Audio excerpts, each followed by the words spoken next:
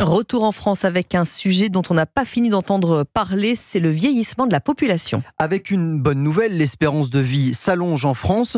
Résultat, depuis 10 ans, la part des 60 ans et plus a dépassé celle des moins de 20 ans.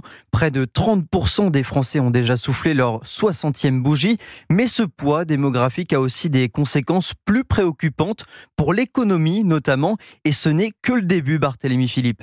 Oui, le vieillissement menace d'abord notre système de retraite par répartition dans lequel les cotisations des actifs financent les pensions des retraités.